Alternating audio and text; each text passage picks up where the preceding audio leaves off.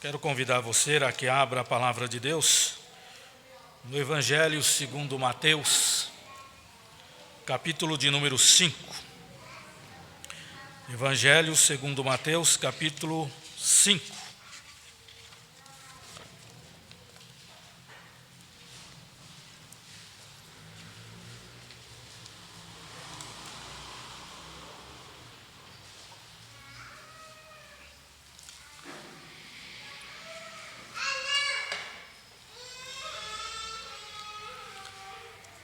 Tema dessa noite, a verdadeira felicidade. Evangelho segundo Mateus, capítulo 5. Nós iremos fazer a leitura dos 12 primeiros versículos. Vendo Jesus as multidões, subiu ao monte, e como se assentasse, aproximaram-se os seus discípulos. E ele passou a ensiná-los, dizendo: Bem-aventurados os humildes de espírito, porque deles é o reino dos céus. Bem-aventurados os que choram, porque serão consolados. Bem-aventurados os mansos, porque herdarão a terra. Bem-aventurados os que têm fome e sede de justiça, porque serão fartos. Bem-aventurados os misericordiosos, porque alcançarão misericórdia. Bem-aventurados os limpos de coração, porque verão a Deus. Bem-aventurados os pacificadores, porque serão chamados filhos de Deus. Bem-aventurados os perseguidos por causa da justiça, porque deles é o reino dos céus. Bem-aventurados sois quando por minha causa vos injuriarem e vos perseguirem, e mentindo disserem todo mal contra vós. Regozijai-vos e exultai, porque é grande o vosso galardão nos céus, pois assim perseguiram aos profetas que viveram antes de vós. Amém. Pai amado, nós somos gratos a Ti por estes momentos que passamos na Tua casa, na Tua presença, entoando louvores ao Teu nome, agradecendo ao Senhor por aquilo que o Senhor é, o Deus santo, o Deus justo, o Deus misericordioso, Deus gracioso. Nós, ó Deus, rendemos louvores ao Teu nome, pelas Tuas misericórdias que se renovam a cada manhã sobre as nossas vidas. E esta hora, ó Deus, parte do culto, nós também, ó Pai, rogamos que o Senhor, em graça, fale ao nosso coração, nos oriente pela Tua palavra, e que a nossa mente, o nosso coração seja realmente impactados, ó Deus, pela mensagem. Fala conosco, ó Deus, estamos aqui prontos para Te ouvir, em nome de Jesus, amém. Amém. Meus irmãos, há alguns anos passados, uma propaganda, ela foi veiculada, você deve ter ouvido várias vezes, onde o jingle, acho que é isso que fala, né? Jingle, era: o que você faz para ser feliz? O que você faz para ser feliz? O fato é que o ser humano, ele busca incessantemente a felicidade. Felicidade é algo que está dentro do coração do homem no sentido de busca. E por que isso?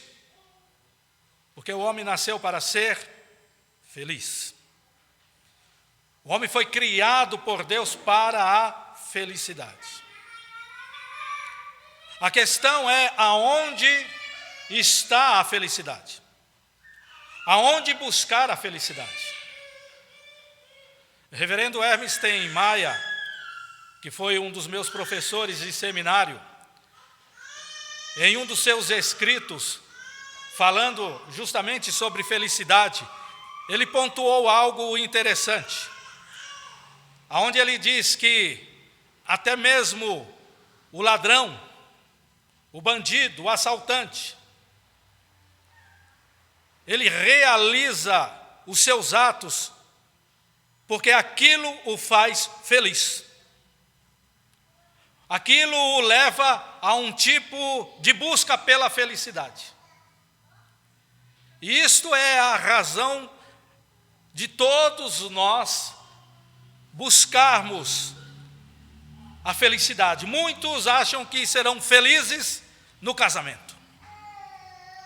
Muitos acham que serão felizes se comprarem a casa própria. Muitos acham que serão felizes se tiverem uma boa conta bancária. O fato, meus amados irmãos, que nós vamos tratar nesta noite justamente sobre que tudo isso não é a felicidade bíblica. O cristianismo é a religião da felicidade. E o cristianismo fala da felicidade, prega a felicidade. Os teólogos de Westminster, lá no século XVI, eles ensinaram essa verdade quando responderam à primeira pergunta do catecismo. E você, como bom presbiteriano que é, você sabe qual é a primeira pergunta do catecismo. Qual é o fim principal do homem? Qual é o fim principal do ser humano?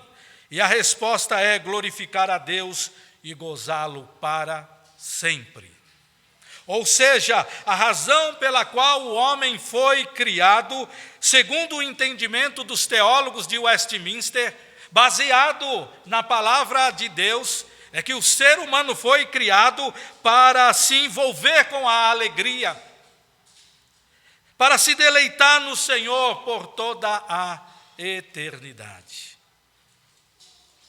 Em nosso tempo, em nossos dias, faz-se necessário definir que tipo de felicidade é essa. Que tipo de felicidade é essa que acompanha o verdadeiro crente, o verdadeiro cristão? Quais são as características, quais são as virtudes que devem ser cultivadas e que fazem do discípulo de Cristo uma pessoa verdadeiramente feliz?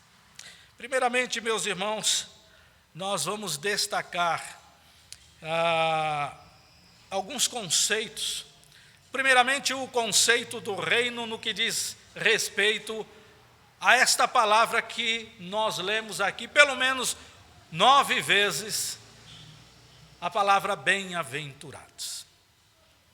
O termo bem-aventurado, ele aparece em quase todos os versículos desse texto que nós acabamos de ler.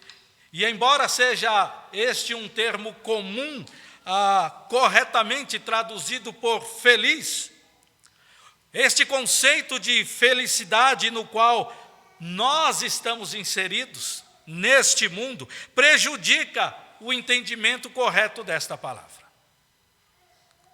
Quando nós falamos em felicidade, o que você pensa?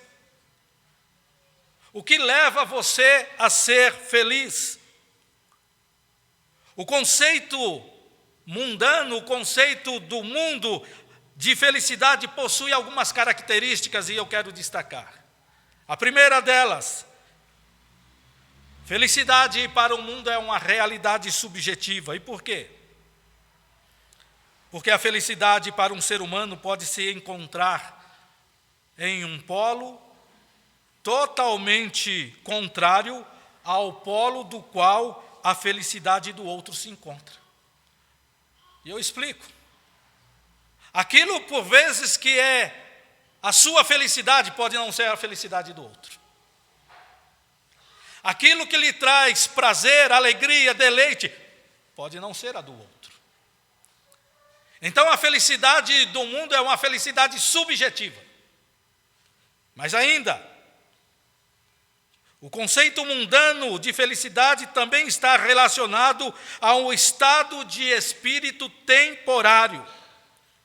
Você pode notar que, normalmente, o verbo que acompanha o substantivo feliz é o verbo estar. Estar feliz.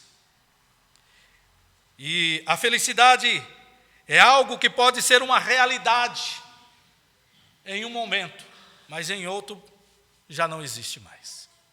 A pessoa está feliz em um momento por alguma situação, por algo que ela obteve, por algo que lhe aconteceu, mas de repente aquilo se dissipa e ela já deixou de ser feliz. A felicidade no mundo, então, ela é temporária. Mas a terceira característica deste conceito mundano de felicidade está relacionado com a intensa sensação de prazer.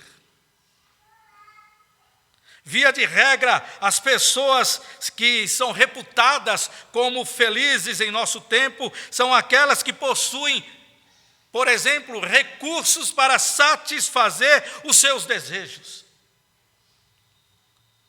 Então, a pessoa tem os recursos necessários para que ela possa usá-los e aquilo vai lhe trazer uma felicidade.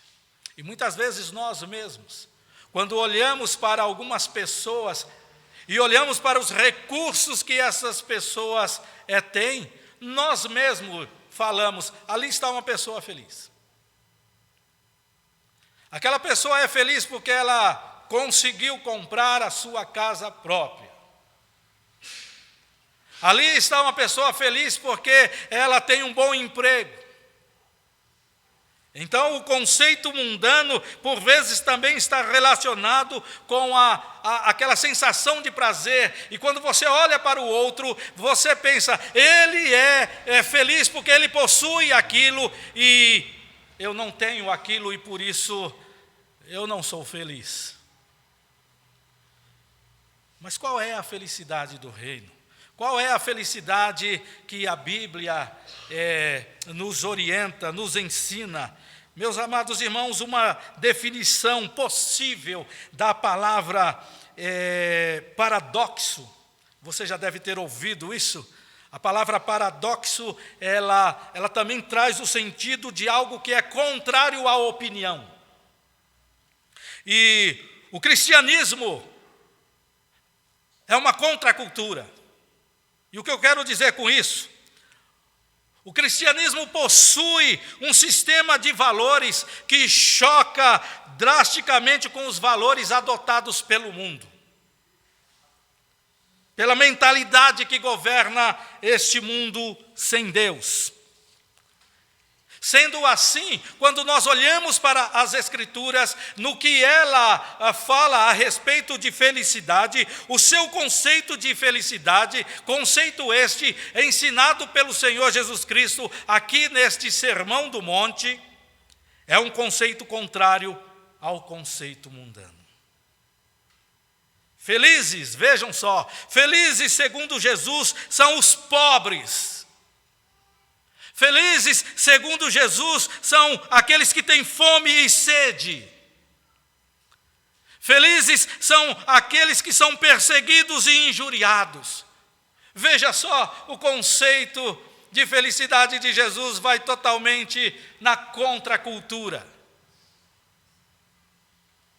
Pode-se dizer que a felicidade cristã encontra-se em amar as coisas que o mundo odeia e odiar as coisas que o mundo ama.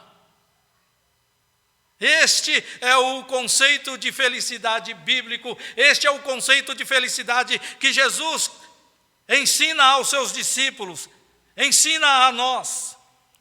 A felicidade do reino, ela é incondicional. Ao contrário do conceito de felicidade com o qual nós estamos acostumados, o conceito bíblico de felicidade está mais relacionado com o verbo ser do que com o verbo estar. Você pode estar feliz e não ser feliz. Mas se você é feliz, você vai estar constantemente feliz.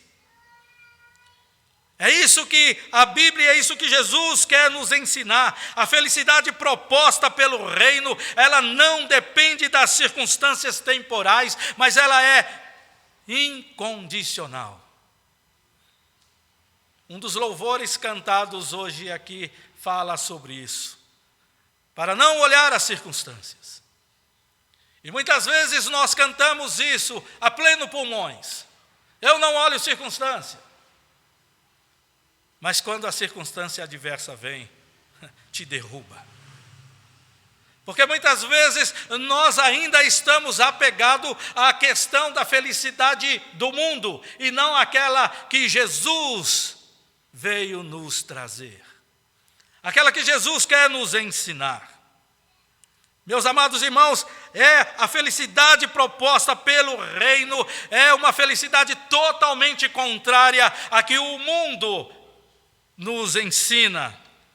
Essa felicidade ela permanece ainda que as circunstâncias sejam adversas, ainda que as circunstâncias não se mostrem favoráveis. Como diz Abacuque, ainda que a figueira não floresça, ainda que o produto da oliveira minta, ainda que não haja gado nos currais, eu, porém, esperarei no Senhor. Exultarei no Deus da minha salvação. Isto sim é felicidade. Isto sim é não olhar para as circunstâncias. As circunstâncias são adversas. O luto veio, a doença chegou, o desemprego bateu as portas, mas eu sou feliz. Porque eu sou uma pessoa bem-aventurada, eu sou uma nova criatura, eu estou em Cristo. A felicidade do reino, meus irmãos, ela também está relacionada a atitudes interiores. Ao contrário da felicidade mundana, que via de regra se relaciona aos aspectos externos, tais como status, fama, dinheiro, prazer. O conceito cristão de felicidade está estreitamente relacionado a aspectos internos, e é isso que Jesus destaca aqui. Jesus vai falar da pobreza de coração. Jesus vai falar da pureza de coração. E embora, com certeza, a felicidade cristã verdadeira, ela envolva também aspectos externos, mas ela é, primeiramente, uma questão interna.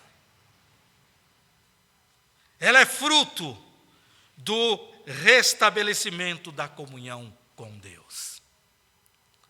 Quando nós olhamos tanto para o Antigo Testamento quanto para o Novo Testamento, a palavra bem-aventurado, ela tem a ver com aquele que está em comunhão com Deus. Aquele que conhece a Deus, aquele que já foi atingido pelo Evangelho no seu coração, pelo poder do Evangelho. E a felicidade do reino possui padrão objetivo e não subjetivo como o mundo. O conceito de felicidade exposto por Cristo nesse trecho do Sermão do Monte, ele possui esse aspecto objetivo, por quê? Porque a felicidade é fruto de algumas características e virtudes específicas que devem ser cultivadas pelo cristão.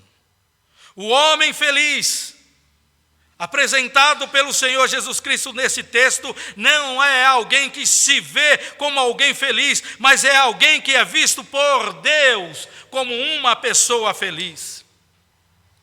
A felicidade possui um padrão objetivo. Verdadeiramente feliz é o homem que busca a felicidade onde Deus determinou que a mesma haveria de estar. E por isso ele é reputado por Deus como alguém feliz. Isso nos faz lembrar do salmista, lá no primeiro salmo, onde ele diz: bem-aventurado é o homem que não anda no conselho dos ímpios, não se detém no caminho dos pecadores e nem se assenta na roda dos escarnecedores, mas antes tem o seu prazer na lei do Senhor e na sua lei medita de dia e de noite. Este é o homem feliz. Essa é a pessoa feliz. Amados irmãos, você pode olhar para as Escrituras e ver o Senhor Deus ali assentado no seu trono, e aparece Satanás lá no livro de Jó, vai nos mostrar isso, e o próprio Deus olha e fala para Satanás: está vendo lá? Você está vendo lá o meu servo Jó? Um homem justo, reto, temente a Deus e que se desvia do mal. O que Deus estava dizendo é: olha só, Jó é um homem feliz. Mas Satanás vai dizer: claro, com a família que ele tem, claro, com a riqueza que ele tem, claro, com a saúde que ele tem, claro, com a posição que ele tem, quem não é feliz? Então Deus fala: vai lá e toca. Vai lá e toca em tudo. Jó perde família, Jó perde seus bens, Jó perde a sua saúde, Jó perde todos os prazeres. A sua própria mulher vai dizer: amaldiçoa esse seu Deus e morra. E ele diz: nu eu vim do ventre da minha mãe, e nu voltarei. Tu falas como uma louca. Ele vai chegar em um certo momento e vai dizer: eu sei que o meu Redentor vive e que por fim se levantará sobre esta terra. No final já do seu livro, ele assim vai dizer: antes eu te conhecia apenas de ouvir falar, mas agora te veem os meus olhos. Jó é uma pessoa feliz, porque a sua felicidade não estava nas coisas que o mundo apresentava, não estava nas suas riquezas, nas suas posses, não estava nem mesmo nos filhos que Deus havia lhe concedido, não estava nem mesmo na sua saúde. A felicidade de Jó estava em Deus. Meus irmãos, eu quero destacar algumas características gerais antes de entrar em cada uma dessas bem-aventuranças. Eu serei breve em cada uma delas. Quais são as características gerais? Meus irmãos, há 3 características sobre as bem-aventuranças que devem ser consideradas antes de nós olharmos pormenorizadamente cada uma delas. Primeiro, deve-se notar, preste atenção nisso, deve-se notar a ordem em que as mesmas foram proferidas.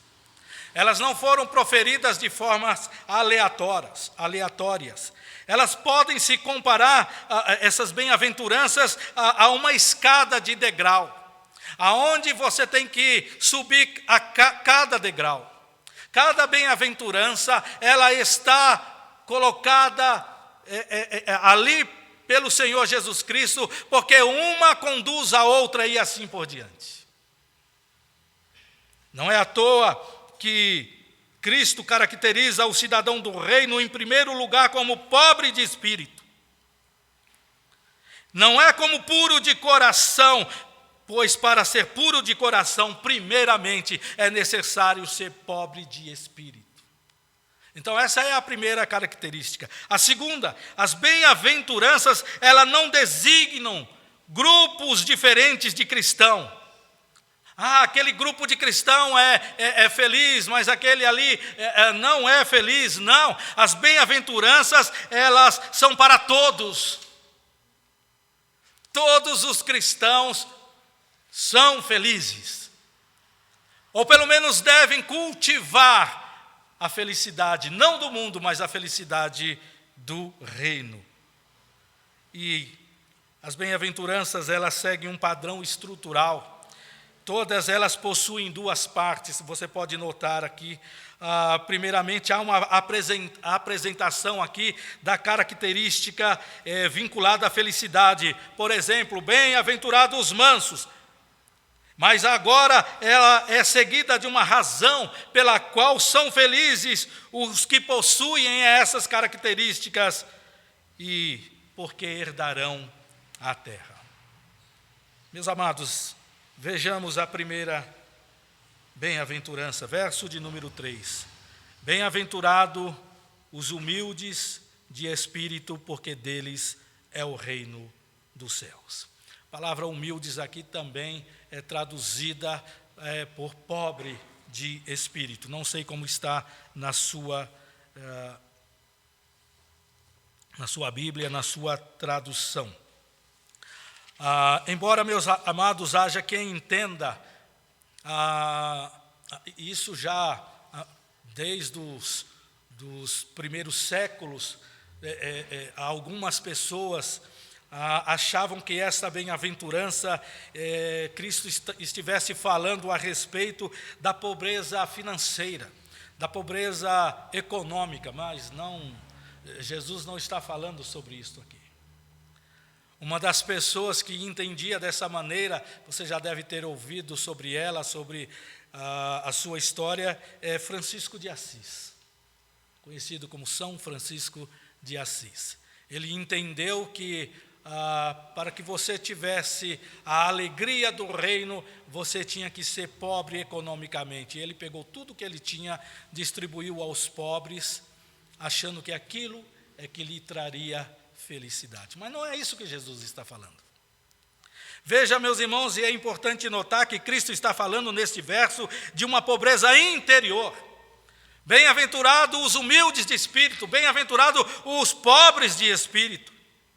E essa primeira característica do cidadão do reino é o princípio da verdadeira felicidade. Preste atenção nisso. O princípio da verdadeira felicidade é o reconhecimento do completo estado de miséria e a sua consequência ou consequente dependência de Cristo. É isso que o texto está aqui nos ensinando. É isso que Jesus está ensinando para os seus discípulos. Bem-aventurado é aquele que reconhece que é um miserável. Bem-aventurado é aquele que sabe que a sua posição é de miséria e que ele necessita e precisa de Jesus. Um homem pobre de espírito é aquele que já se esvaziou de toda a sua vaidade, de toda a sua autossuficiência, é aquele que reconhece o seu estado de pecado e por isso ele se derrama aos pés de Cristo, entendendo que Cristo é a sua única esperança. Lá em Lucas capítulo de número 18, você vai encontrar um homem que era um religioso, um bom religioso, e aquele homem entra no templo para orar, para buscar a Deus, e quando ele começa a orar, ele começa, Deus, eu não sou como esse publicano, eu dou o meu dízimo, eu vou aos cultos, eu faço jejum 2 vezes por semana, eu. E a Bíblia vai dizer que quando o publicano começa a orar, o publicano sim, é pobre de espírito. E a Bíblia diz que ele nem ousa mesmo a levantar a sua cabeça, mas ele se inclina, bate no seu peito e diz, Deus, sê propício a mim, pecador. Deus, sê propício a mim, pecador. E Jesus, ali em Lucas 18, vai dizer, este desceu justificado para a sua casa, porque ele reconheceu a sua total dependência de Jesus. Isto é ser pobre de espírito. Meus irmãos, a razão pela qual o homem pobre de espírito é feliz é porque ele possui, pela graça de Deus, uma característica que é essencial para o ingresso no reino de Deus. Ele nasceu de novo. Para ser feliz é necessário novo nascimento. Porque aquele que está em Cristo, nova criatura é, as coisas velhas se passaram e tudo se faz novo. Aquele que nasceu de novo pode cultivar uma vida de felicidade, porque ele reconhece a sua total miséria, a sua total incapacidade e busca a Deus, confessando os seus pecados. Por isso, A pobreza de espírito é o princípio de uma vida feliz. Mas a segunda bem-aventurança, verso de número 4, diz: bem-aventurados que choram, porque serão consolados. Irmãos queridos, há muitas coisas que nos fazem chorar, não é mesmo? Você chora por emoção. Eu mesmo sou chorão quando me emociono. Nós choramos por alegria. Nós choramos por tristeza. Nós choramos por saudade. Nós choramos por decepção. Muitas coisas nos fazem chorar. E certamente Cristo não está aqui falando de qualquer tipo de choro neste versículo. Portanto, a pergunta que precisamos responder é: que tristeza é essa que produz alegria?